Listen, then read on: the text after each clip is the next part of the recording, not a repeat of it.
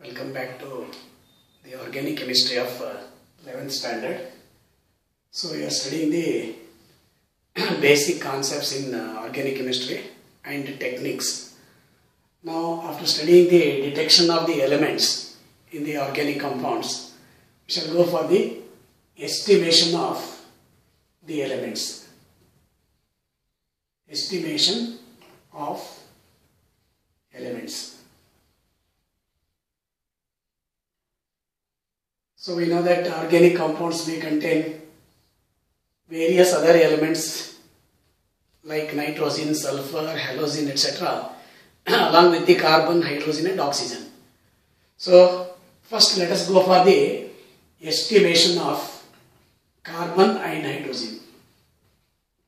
Estimation of carbon and hydrogen.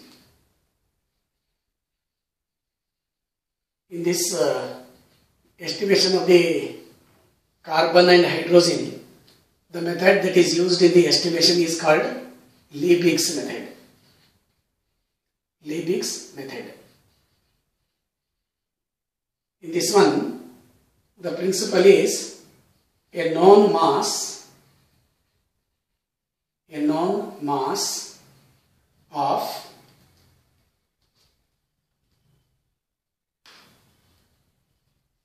an organic compound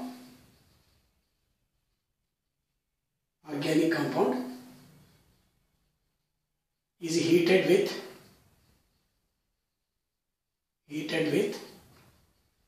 cupric oxide. A known mass of organic compound is heated with the cupric oxide. Of course, in a hard glass tube. Carbon and oxygen, carbon and hydrogen are oxidized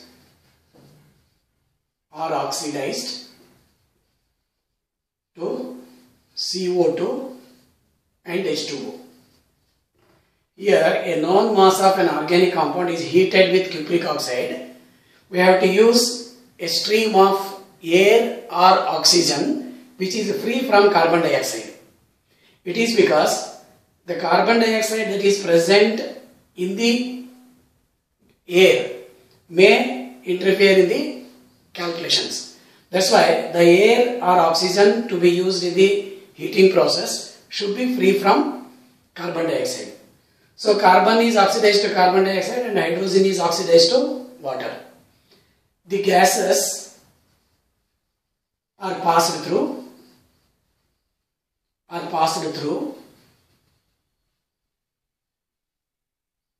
concentrated potassium hydroxide in a U-tube. This is actually absorbing the carbon dioxide, and then through calcium chloride anhydrous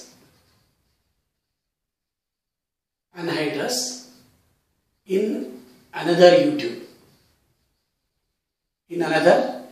U-tube. This will absorb the moisture content or water that is produced during the oxidation process. So increase in mass of KOH tube will give mass of carbon dioxide.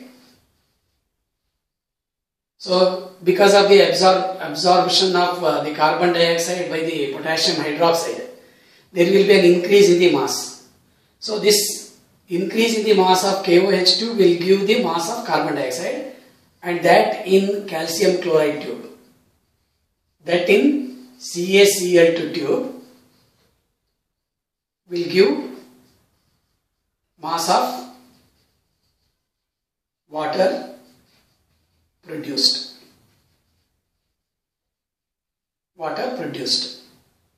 So this increase in the mass of KOH2 will give the mass of carbon dioxide, while increase in the mass of calcium chloride 2 will give the mass of water that is produced.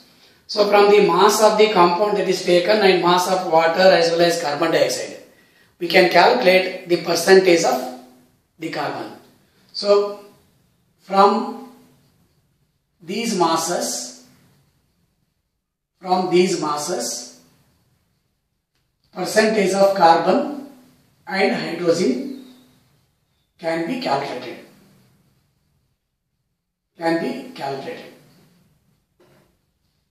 So let us see the calculations.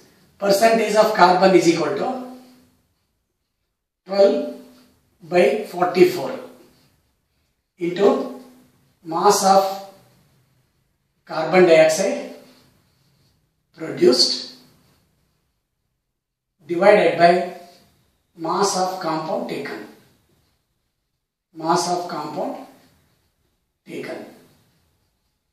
Multiplied by 100.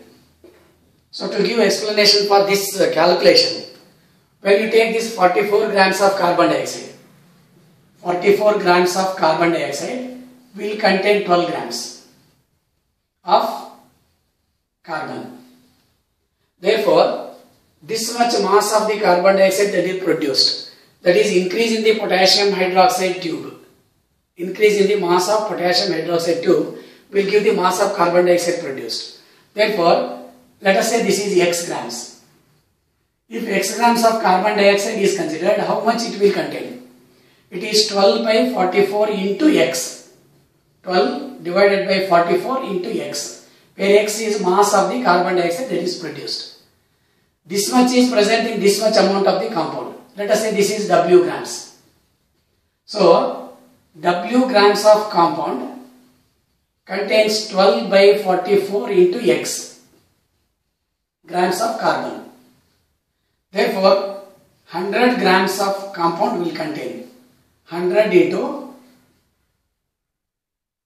12 into x divided by 44 into W. So this is what we have written as 12 by 44 into mass of carbon dioxide that is produced x divided by mass of the organic compound taken multiplied by 100. In a similar way, we can write the percentage of hydrogen is equal to 2 by 18 into same mass of carbon dioxide, mass of water produced divided by mass of compound taken. Multiplied by 100. So this is again 18 grams of water will contain 2 grams of hydrogen. Therefore, this much of water, let us say this is Y grams. Y grams of water produced. This is actually determined in the way of increase in the mass of the calcium chloride tube. That is, Y grams of water will contain 2 by 18 into Y. This much grams of hydrogen is present in the X or W grams of the organic compound. Therefore, percentage of hydrogen is equal to 100 divided by mass of the compound taken into mass of water produced divided into 2 by 18. 2 is mass of the molecular mass of the hydrogen that is present, or 2 grams of hydrogen is present in the 18 grams of water. That's why the equations that are used in the calculations are these two. Percentage of carbon is equal to 12 by 44 into mass of carbon dioxide produced divided by mass of compound taken into 100. Similarly, percentage of hydrogen is equal to this equation. 2 by 18 into mass of water produced divided by mass of compound taken multiplied by 100. So this is the method called Liebig's method for the determination or estimation of the carbon and hydrogen. So both are determined together. Remember, a known mass of the organic compound is heated with copper oxide. We can say in a stream of oxygen or air. I told you this air must be free from carbon dioxide. because carbon dioxide is produced during the reaction. That's why it should be free from the carbon dioxide. Then carbon and hydrogen are oxidized to carbon dioxide and water. These gases that are produced, water vapor and carbon dioxide that are produced, they are passed through the anhydrous calcium chloride and then potassium hydroxide. First potassium hydroxide concentrated, which will absorb carbon dioxide produced.